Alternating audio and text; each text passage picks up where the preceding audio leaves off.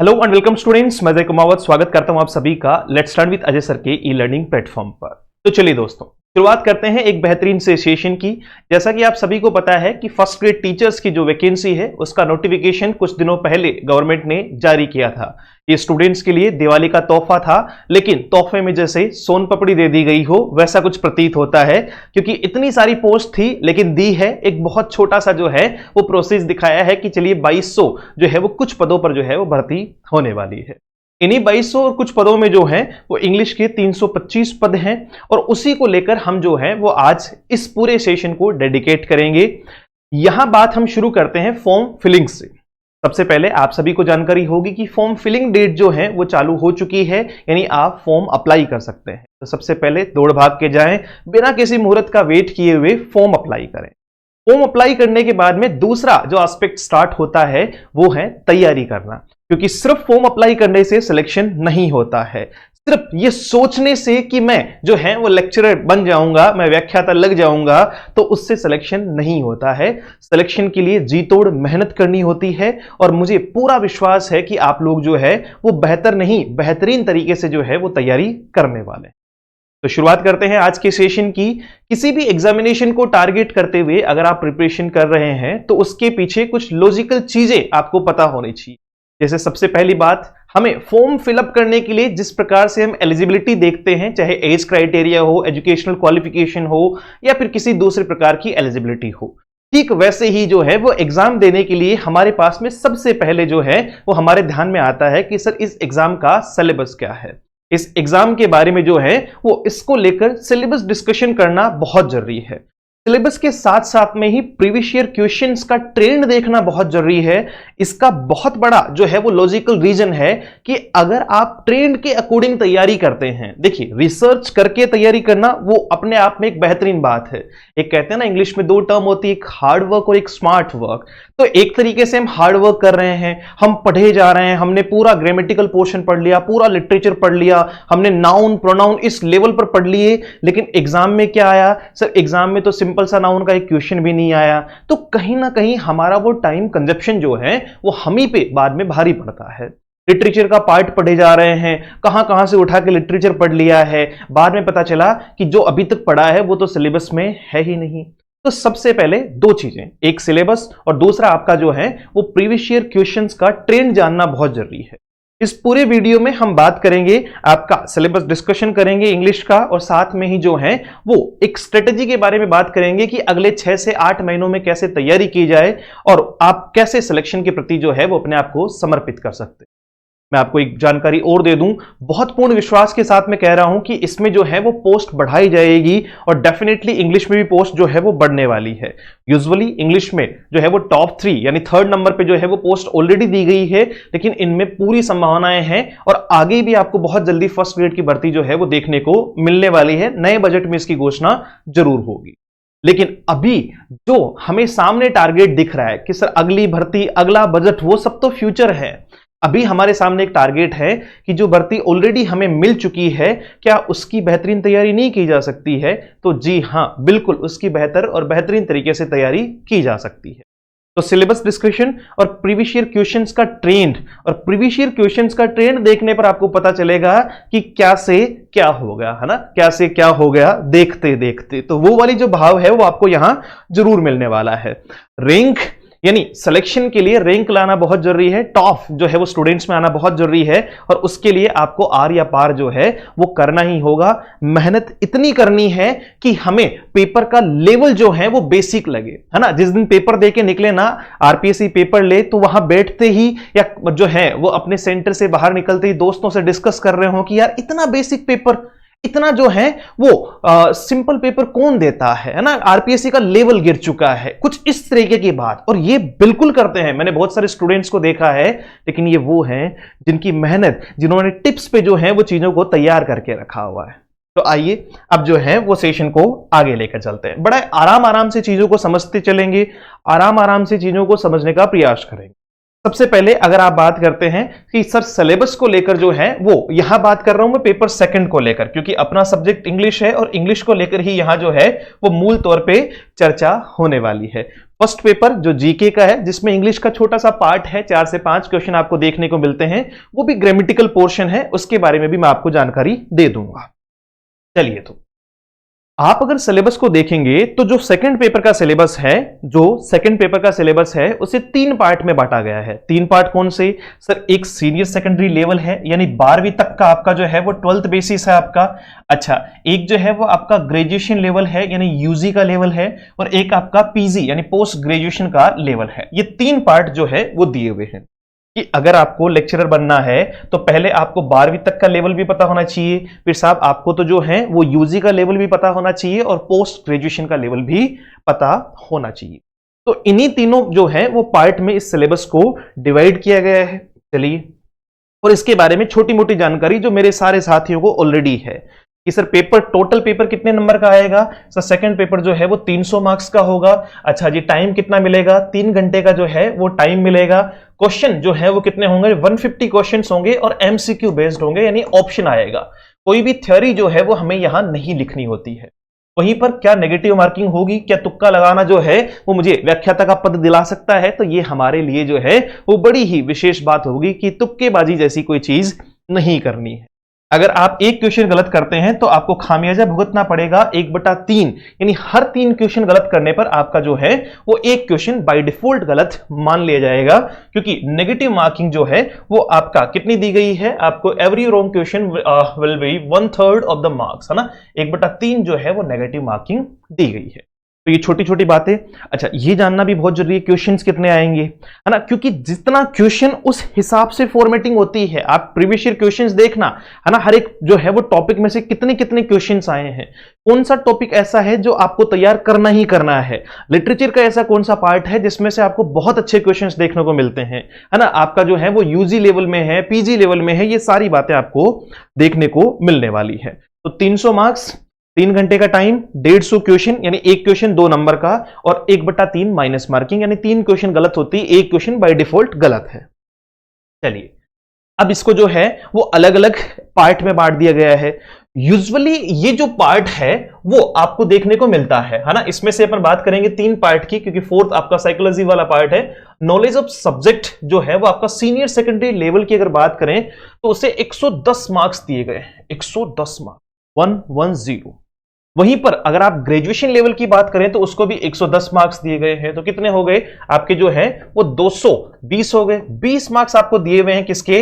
आपके जो है वो पीजी लेवल के, और 60 मार्क्स जो है वो आपके 4th पार्ट, यानी आपका जो है वो psychology, educational psychology, pedagogy, teaching learning material, है ना, ये सारे जो है वो 60 मार्क्स, यानी 30 क्वेश्चन तो इसके हो गए।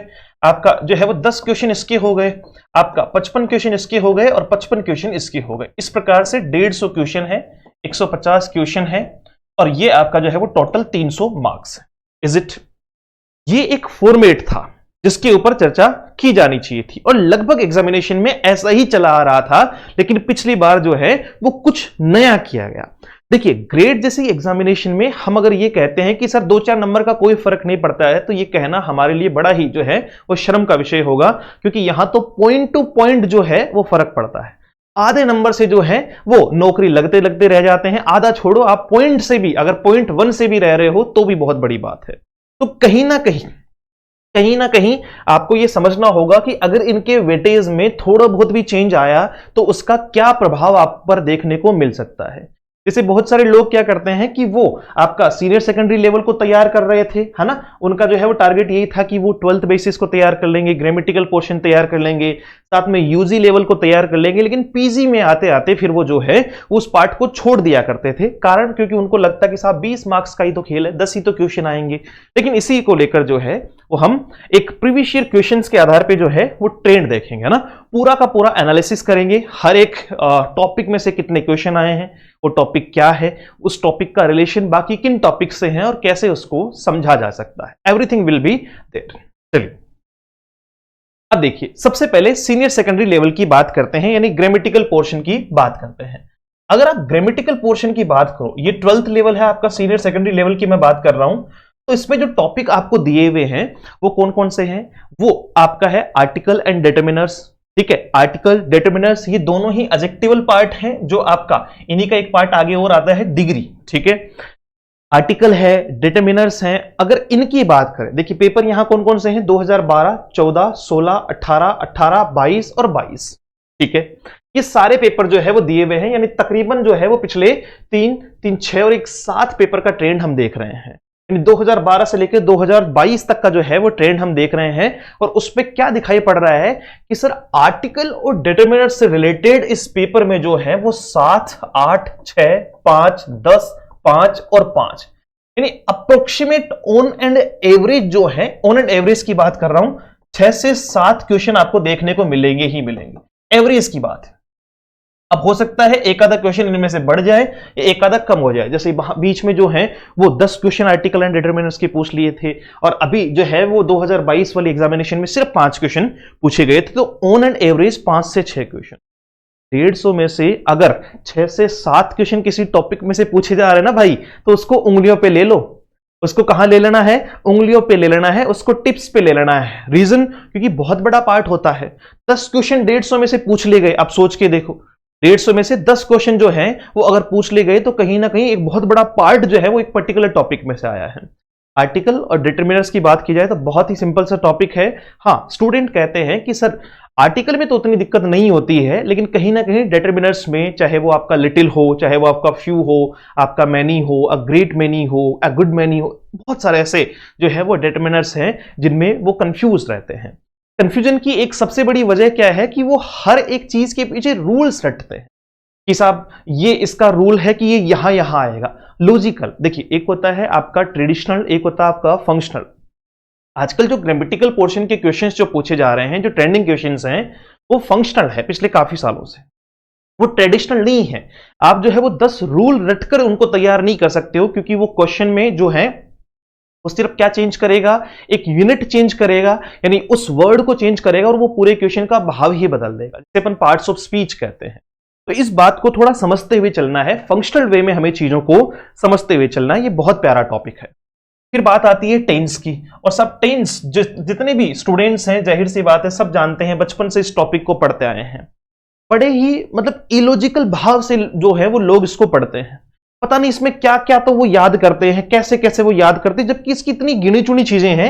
अगर आप टेंस से पहले देखो, मेरा मानना यह है, टेंस से पहले अगर आपने वर्ब पढ़ ली पूरी अच्छे लेवल पे, अगर आपने वर्ब पहले पढ़ ली, तो फिर आपका टेंस जो है वो लगभग मैं कह सकता हूं 70% तो वहीं खत्म हो जाता है।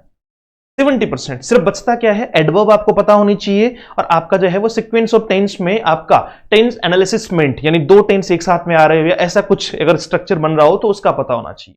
और बहुत ही बेसिक टू मॉडरेट लेवल में मैं जो है वो इन चीजों को समझाने वाला हूं। पहले अपन डेफिनेटली वर्ब की ही जानकारी लेंगे, क्योंकि जहां बात पूरे टेंस में किसकी हो रही है, वर्ब की हो रही है, एक्शन की हो रही है, वहां स्टूडेंट को यही नहीं पता कि वर्ब क्या है, तो फिर वो कैसे टेंस की जानकारी ले पाएगा।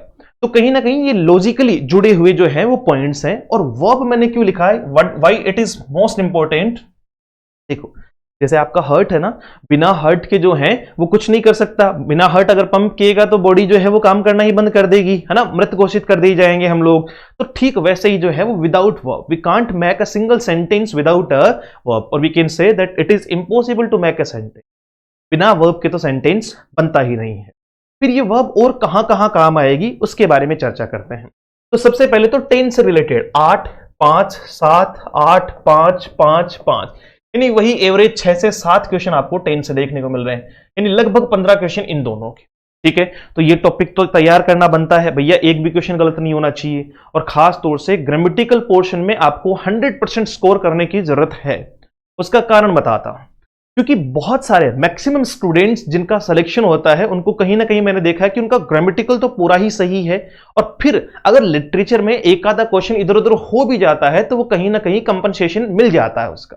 लेकिन जिस स्टूडेंट के ग्रामेटिकल पोर्शन में भी बहुत सारी गलतियां हैं, तो वो कहां जाते हुए उसे कंपनसेट करेगा, उसके पास में कंपनसेट करने के लिए पॉइंट क्या है ना। भाई ग्रामर्स की गलत हो गई, उसको जो है वो लिटरेचर का अगर मान लीजिए किसी को बहुत बढ़िया नॉलेज नहीं है, तो फिर वो सारे के सारे क्वेश्चंस ठीक नहीं कर पाता है, और कहीं ना कहीं वो एक बड़ा लूप होल चला जाता है आपका क्वालिफाई ना कर पाने का। तो सबसे पहले ग्रामेटिकल पोर्शन को इतना मजबूत करना है कि ये 110 क्वेश्चन जो है, यानी 55 मार्क्स जो है वो कहीं ना जाए। आओ तो ट्रांसफॉर्मेशन, देखिए 2 टाइप की चीजें होती है, एक होता है ट्रांसलेशन, एक होता है ट्रांसफॉर्मेशन। अगर आप ट्रांसलेशन की बात करेंगे तो बदलाव करना, और ट्रांसफॉर्मेशन आपका जहां टेंस और सेंस सेम रहता है, बदलता नहीं है, उसे कहते हैं ट्रांसफॉर्मेशन। जैसे अगर आप डायरेक्ट इनडायरेक्ट को देखोगे ना, डायरेक्ट से इनडायरेक्ट बनाने का तरीका देखोगे या एक्टिव से पेसिव बनाने का तरीका देखोगे, तो ये ट्रांसफॉर्मेशन है, ना कि ट्रांसलेशन। मैंने कहा राम किल्ड रावण, वहीं पर मैंने कहा Ravan was killed by Ram. Both are correct and both are same. एक बार मैंने कहा राम ने रावण को मारा, दोबारा मैंने कहा रावण राम के द्वारा मारा गया। मारने वाला राम और मरने वाला रावण है, ठीक है, बातें सेम है, बस कहने का तरीका अलग है, यानी हमने उसको ट्रांसफॉर्म कर दिया है। हमने उसको क्या कर दिया है? ट्रांसफॉर्म कर दिया है। तो ऐसे ही ट्रांसफॉर्मेशन में मूल तौर पे हम डायरेक्ट इनडायरेक्ट पढ़ेंगे, एक्टिव पैसिव पढ़ेंगे। अब देखो डायरेक्ट इनडायरेक्ट की जिस प्रकार से जो है वो 3 2 3 3 4 1 5, ठीक है, वैसे ही 6 4 3 4 4 1 5, यानी पिछली बार 22 वाले में जो है वो 10 क्वेश्चन डायरेक्ट इनडायरेक्ट और एक्टिव पैसिव के थे। मैं आपसे वादा करता हूं ये वाला पॉइंट ध्यान रखो। अगर आपने वर्ब ढंग से पढ़ ली, मैं फिर आपको घुमा फिरा के वहीं लाऊंगा, है ना।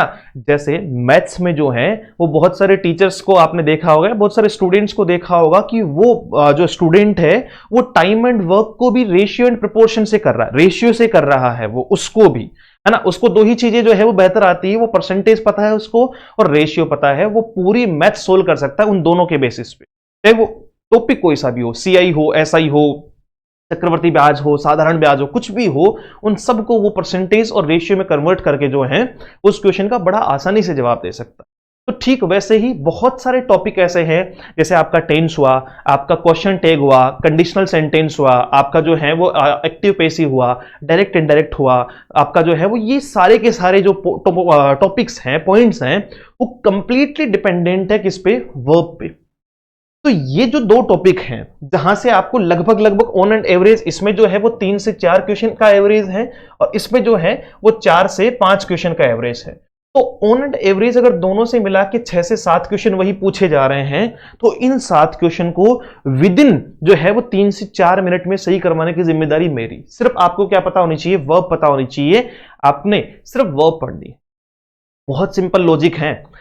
स्टूडेंट इतने सारे रूल्स एंड रेगुलेशंस याद करता है कि साहब ये वो, एग्जामिनेशन में टाइम हम जो है वो मिसमैच बहुत सारे लोगों के साथ में होता है। जैसे कई स्टूडेंट्स का कहना होता है कि साहब पेपर छूट गया। क्यों छूट गया? क्योंकि टाइम का मिसमैच कर दिया, टाइम मैनेजमेंट नहीं कर पाए, है ना। जिन टॉपिक्स में बहुत कम टाइम देना था उनमें बहुत ज्यादा टाइम दे दिया। मैं कई बार स्टूडेंट को देखता हूं कि वो डायरेक्ट इनडायरेक्ट का क्वेश्चन सोल्व करते हुए पहले क्वेश्चन पढ़ेगा, फिर चारों ऑप्शन पढ़ेगा, फिर उसके नियम लगाएगा, फिर इस प्रकार से कि फर्स्ट पर्सन है तो सब्जेक्ट के अकॉर्डिंग बदलेगा, तो वो सब्जेक्ट से बदल कर, भाई इतना टाइम कहां है? We are in competitive exam और यहां हमारे लिए सेकंड जो हैं वो कीमती हैं। तो उन सेकंड्स को जो है वो और कीमती बनाने के लिए हमें क्या करना होगा? हमें उसके लिए कुछ खास जो है वो पैटर्न तैयार करने होंगे और उसका मैं आपको जो है वो विश्वास दिलाता हूं।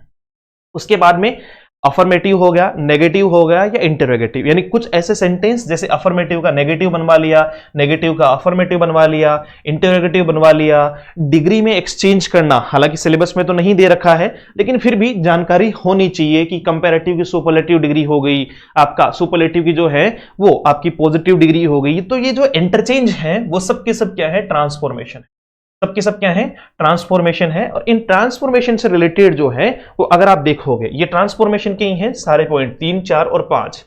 तो इसमें एक बार आपको 4 2 2 4 2 2 4 0 2 2 4 4 1 और 5 क्वेश्चन। भाई 5 क्वेश्चन बहुत होते हैं ट्रांसफॉर्मेशन के। कुछ ऐसे एग्जाम है राजस्थान में, जैसे राजस्थान में आरएसएम एसएसबी बोर्ड की बात करूं तो राजस्थान एलडीसी हुआ, स्टेनोग्राफर हुआ, या फिर हाईकोर्ट एलडीसी हुआ, ऐसे बहुत सारे एग्जाम है। राजस्थान एलडीसी तो 12 से 13 क्वेश्चन जो है वो किसके पूछ लेता है? आउट ऑफ 75 75 क्वेश्चन में से 12 से 13 क्वेश्चन किसके पूछता है? ट्रांसफॉर्मेशन के पूछता है। तो वो एक बड़ा वेटेज है अपने आप। तो ठीक वैसे ही हमने जो है वो 12th के बेसिस पे जो टॉपिक्स थे उनको लेकर चर्चा की। तो ये टॉपिक हमें पता होना चाहिए और इसके लिए सबसे मेन है कि पहले हम वर्ब पढ़ेंगे और वर्ब के साथ साथ में फिर हम जो है वो टेंस भी समझेंगे, कंडीशनल सेंटेंस भी समझेंगे। ये सारी चीजें हम समझना शुरू करेंगे और ये इनका यूजुअल ट्रेंड है, यानी हमारे लिए ग्रामेटिकल पोर्शन को तैयार करना बहुत कंपल्सरी है। बिल्कुल ये नहीं सोचना है कि साहब मैं ये टॉपिक छोड़ दूंगा तो मेरा काम बन जाएगा। फिर आते हैं अगले टॉपिक पे।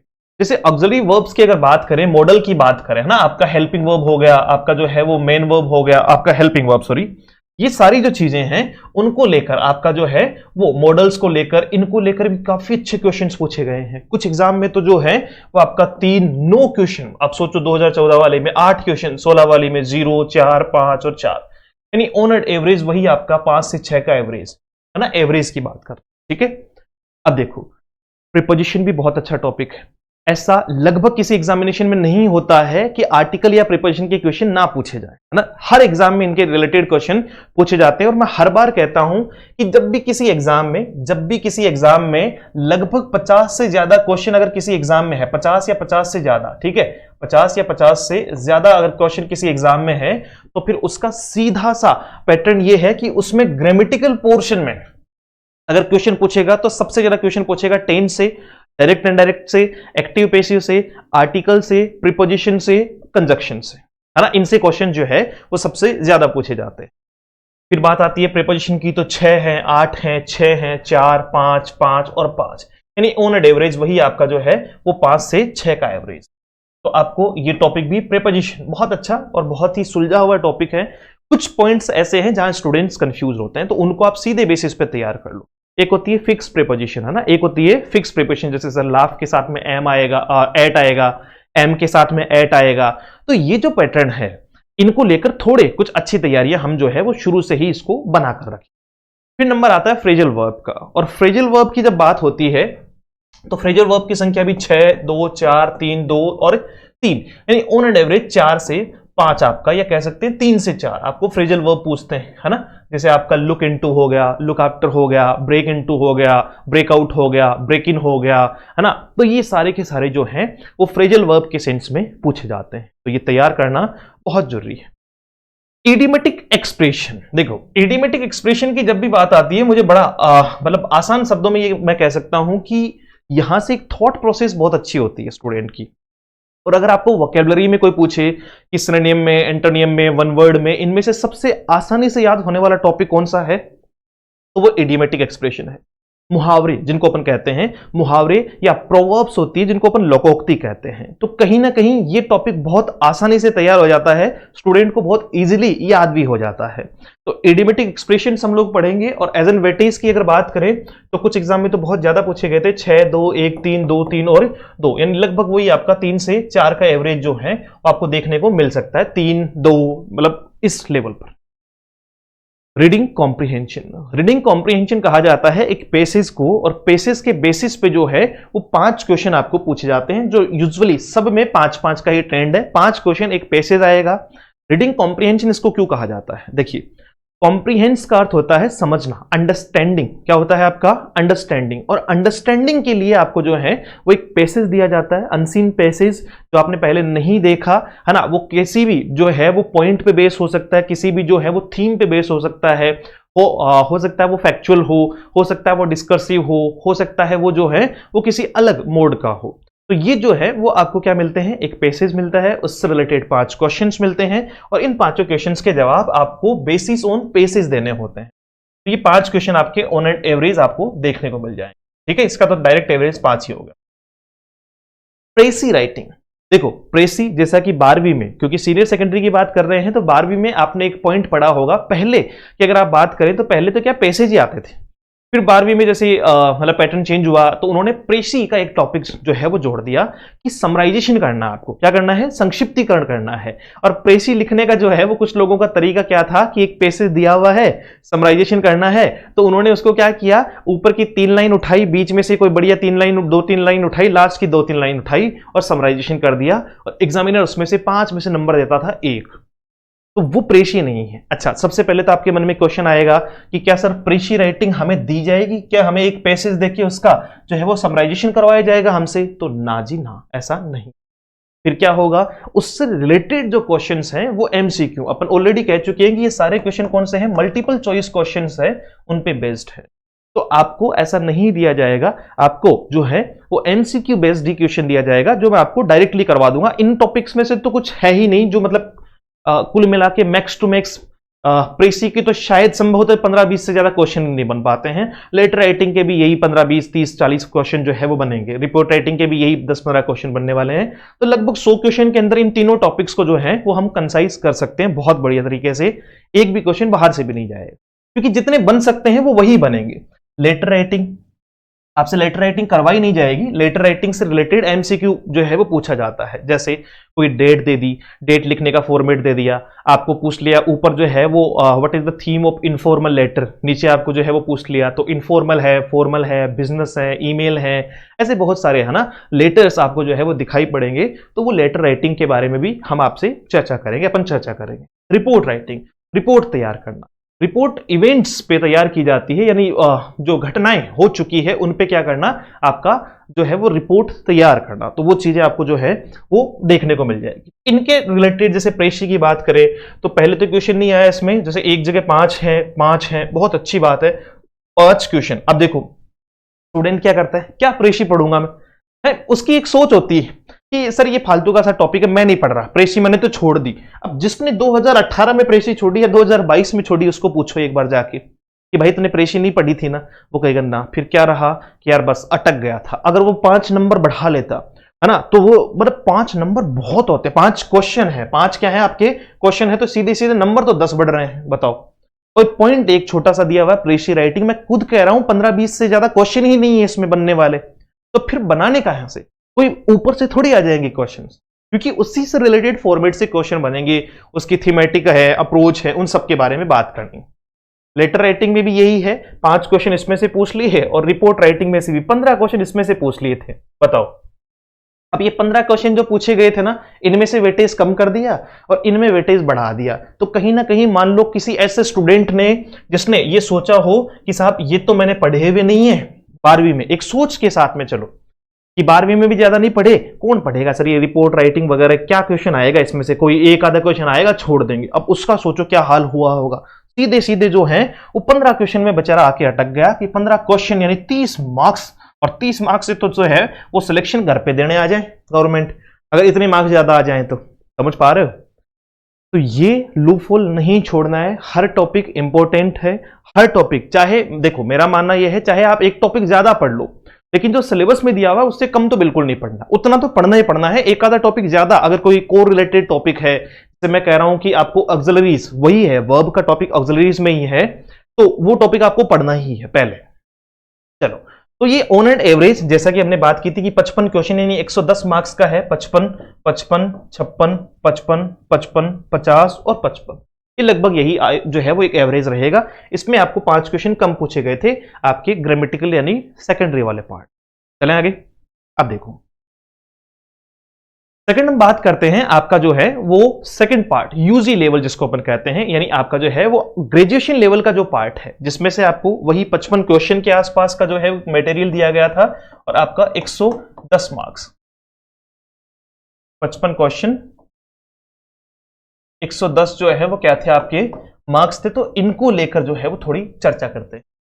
अब इसे भी जो है वो अलग अलग पार्ट में बांटा गया है। जैसे यूजी लेवल का है तो उसको अलग अलग पार्ट में बांटा गया है, चाहे वो आपका पोइट्री हो, चाहे वो आपका ड्रामा हो, है ना। इस तरीके से अलग अलग पार्ट में जो है वो इसको बांटा गया है। अगर आप पोइट्री पार्ट की बात करेंगे तो पोइट्री पार्ट में आपको 8 पोइम्स जो है वो दी हुई है, जिसमें से पहली आपकी जॉन मिल्टन के द्वारा लिखी गई ऑन हिज ब्लाइंडनेस, बहुत ही प्यारी सी, बहुत ही जो है वो बेहतरीन, मतलब सारा ही देखो लिटरेचर कंप्लीट ही जो है वो बहुत अच्छे तरीके का लिटरेचर जो है वो फर्स्ट ग्रेड में दिया गया है।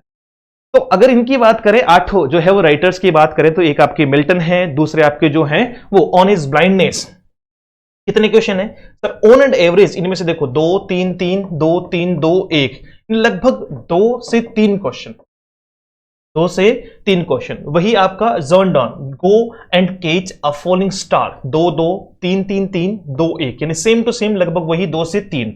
इनमें लगभग 2 से 3 का ही एवरेज दिख रहा है। सिर्फ आपको एक जगह दिखाई दिया होगा 4th नंबर पे, और 4th नंबर कौन सी है आपका जो है वो शैले की ode to the west wind, ode to the west wind. वो आपका एक बार 2012 में इससे रिलेटेड 6 क्वेश्चन पूछे गए थे। बाकी लगभग एवरेज है कि आपको देखो इसमें तो सिर्फ एक एक क्वेश्चन पूछा गया था, इसमें भी एक एक क्वेश्चन पूछा गया था, फिर भी आपको इनमें से 2 से 3 क्वेश्चन तक पूछे जाने की संभावनाएं on an average her poem में से, हर जो है वो पोइम में से इनके बारे में क्वेश्चंस पूछे जाते हैं। अब क्वेश्चंस किस तरीके के हो सकते हैं? हो सकता है वो लेखक के परिचय से रिलेटेड हो सकता है वो आपकी जो है वो पोइट्री के पार्ट से रिलेटेड हो। डिफरेंट टाइप ऑफ क्वेश्चंस जो है वो बनते हैं, जिनके बारे में हम टॉपिक्स में बात करेंगे। तो मिल्टन साहब की ऑन हिज ब्लाइंडनेस है, जॉन डॉन है, वर्ड्सवर्थ की डैफोडिल्स है, इसके साथ में शैली की ode to the west wind है, जॉन कीट्स की ओड आपका जो है वो ऑन ए ग्रेशियन अर्न की जो है वो एक बहुत ही प्यारी पोइट्री आपका पोइम है। साथ में आपका जो है वो ब्राउनिंग कि आपका जो है वो माई लास्ट डचेज है, निजीम जो है वो इज़किल साहब की जो है वो नाइट टू द स्कॉर्पियन है, और कमला दास ये तो आपने 12th में भी पढ़ी होगी। इनसे रिलेटेड जो है वो एक पोइम आपने बहुत सारे देखा होगा। कमला दास के बारे में बहुत सारे लोग जानते भी हैं ऑलरेडी। इंडियन राइटर है, इंडियन मूल की राइटर है, और इनके बारे में बहुत सारी चीजें जो है वो आपको पता होगी। और ये किसी खास वजह से जो है वो राइटर्स में सबसे अपने आप को सेपरेट बनाए हुए हैं, तो उनके बारे में भी हम चर्चा करेंगे, जिनकी डांस ऑफ द यूनचेस आपका जो है वो दिया हुआ है। तो इनके ऑन एन एवरेज 2-3 क्वेश्चन, यानी अगर 2-2 क्वेश्चन भी आए तो 8 दूनी 16 क्वेश्चन लगभग आपको जो है वो 16 से 20 क्वेश्चन के आसपास मिनिमम आपको इस पार्ट में से देखने को मिलता है, पोइट्री के पार्ट में से। पोइट्री कितनी है सर? 8 पोइम्स है, उनको तैयार करना है, उनमें लेखक का भी जो है वो पता होना चाहिए और पोइट्री का पार्ट भी पता होना चाहिए। कुछ खास कोटेशंस याद करने हैं, ये सारी चीजें इनमें जो है वो पता होनी चाहिए। आइए इसी में जो है वो ड्रामा, विलियम शेक्सपियर का ड्रामा जो मैकबेथ है, और आपका जो है वो एज यू लाइक इट है, ठीक है। इन दोनों के बारे में हम चर्चा करेंगे। मैकबेथ को लेकर अगर बात करें तो मैकबेथ का जो क्वेश्चन आस्किंग है वो काफी ज्यादा रहा है। 2012 में 10 क्वेश्चन अकेले मैकबेथ से पूछे गए हैं। फिर आपका 5, 4, 4, 3, 5 और 6 क्वेश्चन आपको जो है वो देखने को मिले हैं। वहीं एज यू लाइक इट में से 6, 5, 4, 4, 3, 4 और 5, यानी ऑन एंड एवरेज आपको 5 से 6 क्वेश्चन तो मिनिमम आपको पूछे जा ही सकते हैं, और मैक्सिमम बढ़ाया भी जा सकता है। तो ड्रामा पार्ट जो आपको दिया हुआ है उसको बहुत बेहतरीन तरीके से तैयार करना है, जिसमें हम मैकबेथ की जो है वो दोनों ही बातें जो है वो हम पढ़ने वाले हैं। इसमें ट्रेजेडी और एक कॉमेडी दोनों ही पार्ट हम जो है वो इसके पढ़ेंगे। प्रोज पार्ट की अगर बात करें तो उसमें बेकन का ऑफ स्टडीज है, और लैम का जो है वो आपका in praise of chimney sweepers है। तो इन दोनों के बारे में भी अगर चर्चा करें तो इनसे रिलेटेड 2 से 3 क्वेश्चन आपको देखने को मिलेंगे, है ना। ऑन एन एवरेज 2 से 3 क्वेश्चन, 2 3 3 2 3 2 3, है ना। ये आपका 1 2 3 2 3 2 2, तो 2 से 3 क्वेश्चन आपका। फिक्शन पार्ट में आपको देखने को मिलेगा हार्डी का द मेयर ऑफ जो है वो आपका कैस्टरब्रिज, आर के नारायणन का आपका जो है वो द वेंडर ऑफ स्वीट्स जो है वो देखने को मिलेगा।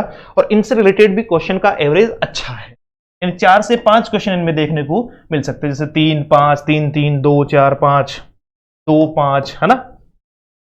तो इस पार्ट की अगर बात करें, सॉरी, जिसमें आपका ड्रामा है, जिसमें आपका प्रोज है, जिसमें आपका फिक्शन है, इन पार्ट से रिलेटेड भी हमें जो है वो लगभग 5 6 2 3, यानी अगर 5 भी माने, इसमें से 2 पकड़े तो 7 और लगभग 4, यानी 11 से 12 क्वेश्चंस तक इसमें हमें बी, सी और डी वाले पार्ट में देखने को मिलते हैं। 20 क्वेश्चन इसमें थे, 11-12 क्वेश्चन इसमें।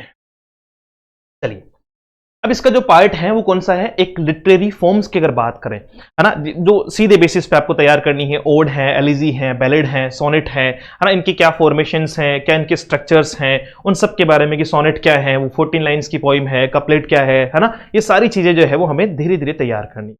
आपका एपिक है, गॉथिक है, एलिगरी है। वहीं पर आपका जो है वो फिगर ऑफ स्पीच की अगर बात करें, जैसे आपका सिमली है, मेटाफर है, पर्सोनिफिकेशन है, मानवीकरण जिसको अपन कहते हैं, आर्नरी है, आपका आर्नरी है, आपका जो है वो हाइपरबोली है, ओनोमोटोपिया है ना, ऐसे बहुत सारे आपका जो है वो पार्ट आपको देखने को मिलने वाले हैं। और इन दोनों पार्ट को मिलाकर, है ना, ये दोनों है, ध्यान रखना, ये दोनों पार्ट को मिला के आपका 8 5 4 5 7 13 और 13। भाई अब यहां देखो, अब देखो मैंने क्या कहा, कोई भी पार्ट, ये हम पहले ही बात कर चुके थे, कोई भी पार्ट आप ये तय नहीं कर सकते हो कि साहब मैं इसको छोड़ दूंगा। जैसे जिन्होंने जो है वो क्या छोड़ रखा था, जिन्होंने आपका प्रेसी, रिपोर्ट या लेटर राइटिंग छोड़ रखा था, तो 5-5 यानी 15 क्वेश्चन। जिन्होंने अगर मान लीजिए ये लिटरेरी फॉर्म्स या जो है वो फिगर ऑफ स्पीच अगर छोड़ रखे थे, तो उनके लिए भी एक बड़ी दिक्कत हो गई कि पिछली बार अगर 2018 में 7 पूछे थे, तो इस बार 13 यानी लगभग दुगुने क्वेश्चन पूछ लिए। और अगर इस पार्ट को छोड़ दिया तो 13 क्वेश्चन एक बहुत बड़ा वेटेज अपने आप। तो चीजें सारी तैयार करनी है। वहीं पर आपका फोनेटिक ट्रांसक्रिप्शन और वर्ड स्ट्रेस के जो क्वेश्चन है, फोनेटिक ट्रांसक्रिप्शन के आपके 3 से 4 क्वेश्चन एवरेज और आपका वर्ड स्ट्रेस के भी वही 3 से 4 क्वेश्चन जो है वो एवरेज आपको देखने को मिलने वाले हैं। यही आपका 55, 50, 53, 50, 55, 50 और 55, यानी एग्जैक्ट फिक्स नहीं है कि 55 ही आएंगे। 2-3-4 क्वेश्चन जो है वो आगे पीछे हो सकते हैं, कोई बड़ी बात उसमें नहीं है। लास्ट पार्ट की बात कर रहे हैं, पीजी लेवल आपका। ये मैं आपको इसलिए बता रहा हूं ताकि एक आपका मेंटलिटी आपकी सुधरे कि मुझे कोई पार्ट नहीं छोड़ना है। दूसरा, हर पार्ट को उतनी ही प्रायोरिटी देनी है जितनी हम बाकी पार्ट्स को दे रहे हैं। तीसरा कि प्रीवियस ईयर एनालिसिस से एक ट्रेंड पकड़ में आता है कि कौन से टॉपिक को किस तरीके से तैयार करूं कि मुझे उसमें उतने मार्क्स स्कोर हो, चाहे उससे 13 क्वेश्चन आए, चाहे 15 क्वेश्चन आए, चाहे 20 क्वेश्चन आए। सिंगल टॉपिक से भी अगर 15 क्वेश्चन आ गए तो मुझे मेरे सारे के सारे सही जो है वो क्वेश्चन सही होने चाहिए। अब लेते हैं थर्ड पार्ट अपना। थर्ड पार्ट आपका जो है वो पीजी लेवल का है, पोस्ट ग्रेजुएशन लेवल। और पोस्ट ग्रेजुएशन लेवल की अगर बात करें तो इसमें पहला पार्ट आपका जो है वो टीएस एलिट की द वेस्टलैंड है, आपका हैरोल्ड प्रिंटर का द बर्थडे पार्टी है और अनिता देसाई का क्राई द पिकॉक है। इनमें से आपको ओनर एवरेज, ठीक है, यहां आते हुए देखेंगे आप कि सर ये क्या था, है ना, ये तो एकदम से जज्बात ही बदल दिए।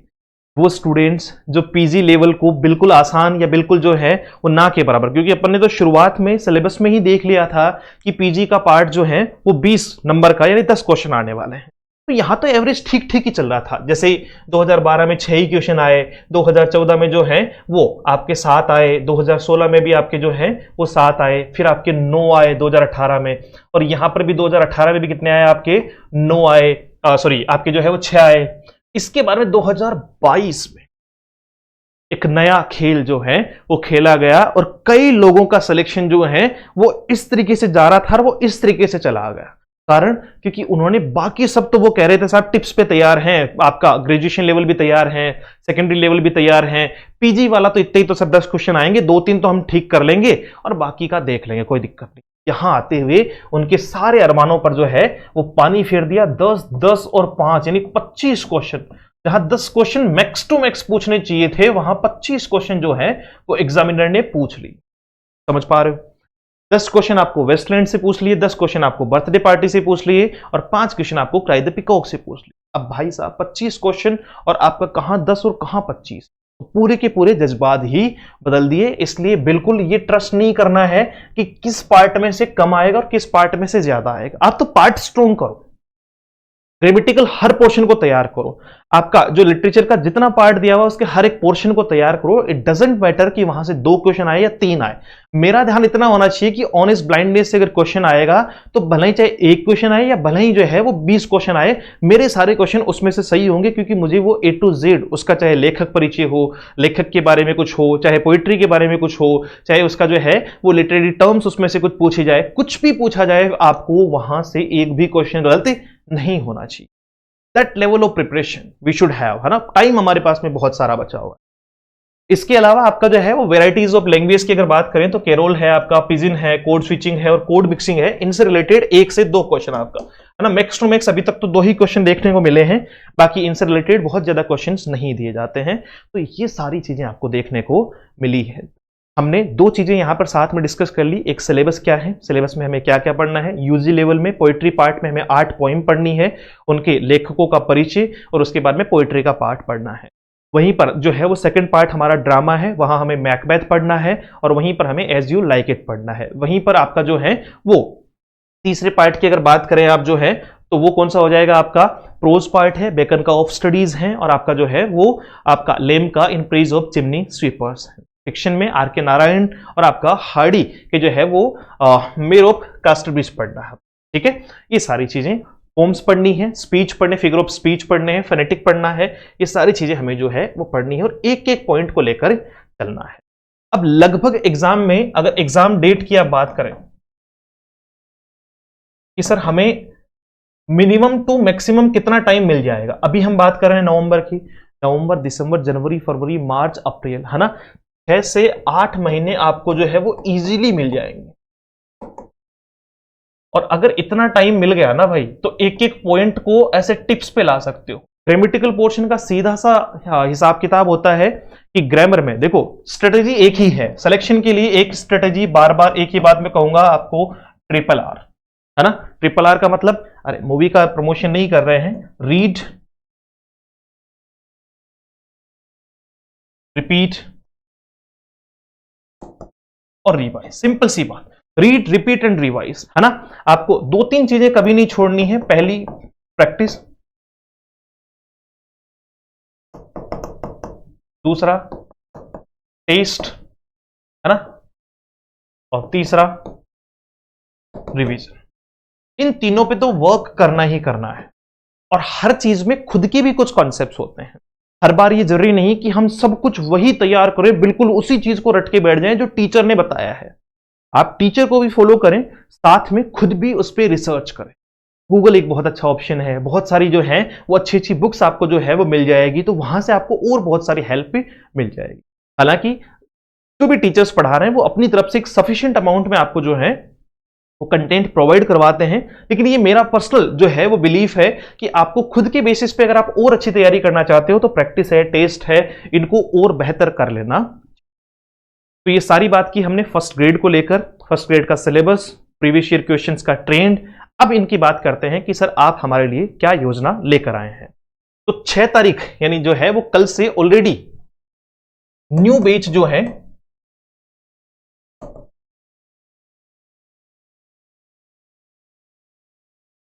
(2024) से स्टार्ट हुआ है, ठीक है जी। उसी के साथ में आपका जो है वो टेस्ट सीरीज ऑफलाइन और ऑनलाइन आपको जो है दिसंबर के 2024 के फर्स्ट वीक में,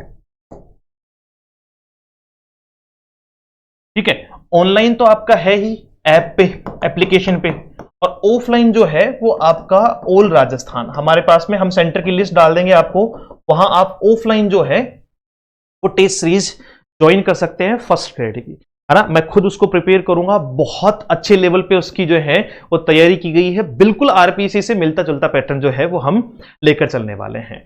आपका जो है वो ऑल राजस्थान पे, आप इसे ऑफलाइन भी ज्वाइन कर सकते हो और ऑनलाइन आप एप्लीकेशन से ज्वाइन कर पाओगे फर्स्ट ग्रेड। न्यू बैच जो कल से स्टार्ट हुआ है, जिसमें आज से क्लासेस स्टार्ट होनी है, वो सारी चीजें आपको जो है वो न्यू बैच में मिल जाएगी। और न्यू बैच के लिए आप क्या कर सकते हैं, आप एप्लीकेशन डाउनलोड कर सकते हैं।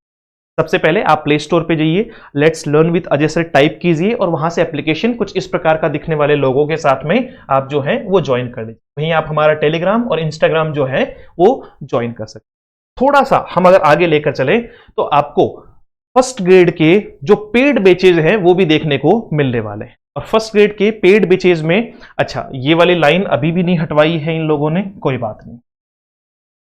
तो फर्स्ट ग्रेड के पेड बैचेज में जो है वो आपको द्रोणाचार्य बैच दिखाई देगा। ये इंग्लिश स्पेशल का जो है वो आपका सेकंड और फर्स्ट पेपर दोनों की जो है वो इंग्लिश आपको इसमें देखने को मिल जाएगी। साथ में ही अगर आप कोई ऑनलाइन टेस्ट सीरीज जो है वो चूज करते हैं तो वो ऑनलाइन टेस्ट सीरीज भी इसमें फ्री होगी। आपका रिकॉर्डेड बैच इसमें जो है वो आपको फ्री मिल जाएगा, लाइव तो रहेगा ही रहेगा। रिकॉर्डेड जो ग्रामेटिकल पोर्शन है, अगर कोई तेज गति से पढ़ना चाहे तो रिकॉर्डेड बैच भी हम इसमें फ्री आपको डाल रहे हैं। रिकॉर्डेड बैच के साथ में नोट्स आपको जो है वो ऑनलाइन जितने भी हैं वो सारे नोट्स आपको मिल जाएंगे, प्रैक्टिस सीट्स मिल जाएगी, ये सारी चीजें आपको जो है वो इसमें प्रोवाइड करवाई जाएगी। और ये आपका 4,999 रुपए इसकी जो है वो फीस रखी गई है। तो ये फर्स्ट प्लस सेकंड दोनों पेपर के लिए मैं आपको फिर बता दूं, फर्स्ट प्लस सेकंड पेपर, और ये सिर्फ इंग्लिश के लिए, फर्स्ट और सेकंड पेपर की इंग्लिश है इसमें, ठीक है। इसमें लिटरेचर का पार्ट भी आ गया है, इसमें ग्रामेटिकल पार्ट भी आ गया है, इसमें यूजी पीजी सारा लेवल जो है वो इसी में कंसिडर कर लिया गया है। कुछ स्टूडेंट्स की डिमांड थी कि उनका जो है वो ग्रामेटिकल पोर्शन ऑलरेडी तैयार है, अब वो सिर्फ और सिर्फ जो है वो लिटरेचर का पार्ट पढ़ना चाहते हैं। तो आपका यूजी और पीजी लेवल का जो पार्ट है, आपका यूजी प्लस पीजी लेवल का जो पार्ट है वो आपको 3499 रुपए में इसी वाले द्रोणाचार्य बैच में, एक बैच आपको और दिखाई देगा जहां इंग्लिश लिटरेचर लिखा हुआ है, वो आपको देखने को मिलेगा और उससे आप ज्वाइन कर सकते हैं।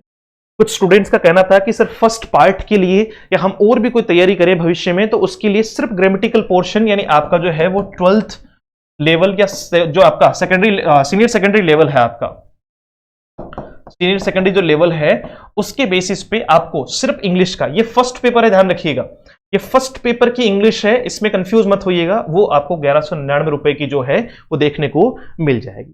टेस्ट सीरीज ऑनलाइन ऑलरेडी जारी की जा माफी चाहूंगा, ऑनलाइन और ऑफलाइन टेस्ट सीरीज जो है वो आपको दिसंबर के फर्स्ट वीक में जो है वो देखने को मिल जाएगी। ऑफलाइन राजस्थान के हर एक सेंटर पर, ऑनलाइन आपको एप्लीकेशन पर प्रोवाइड करवाई जाएगी। उनका वीडियो सॉल्यूशन भी साथ में आपको अटैच दिखाई पड़ेगा। और पूरा अगर आप ऑफलाइन ज्वाइन करते हैं तो हर एक सेंटर पे जो है वो पूरा सिस्टमेटिक, जैसे आरपीएससी एग्जाम करवाता है बीच में गैप लगा के 2 अलग अलग पेपर में, पेपर फर्स्ट और पेपर सेकंड, तो ठीक वैसे ही पूरे पैटर्न में आपको देखने को मिलने वाला। तो ये सारी जानकारी मैंने आप लोगों के साथ में साझा की है। कोई भी अगर आपको जो है वो डाउट हो, क्वेश्चन हो, क्वेरी हो आपकी किसी भी टाइप की, तो आप इस नंबर पे जो है वो व्हाट्सएप कर सकते हैं, मैसेज कर सकते हैं, कॉल कर सकते हैं। आप जल्दी से इस बैच में जुड़ जाएं ताकि बैच बहुत सुचारू तरीके से चालू हो चुका है और अब ये स्पीड से जो है वो इसके सिलेबस की तरफ जो है वो हम ध्यान, ठीक है। तो ये सारी जानकारी आप लोगों के लिए। मिलते हैं एक नए सेशन में। Thank you so much, have a great day, see you soon in the next session.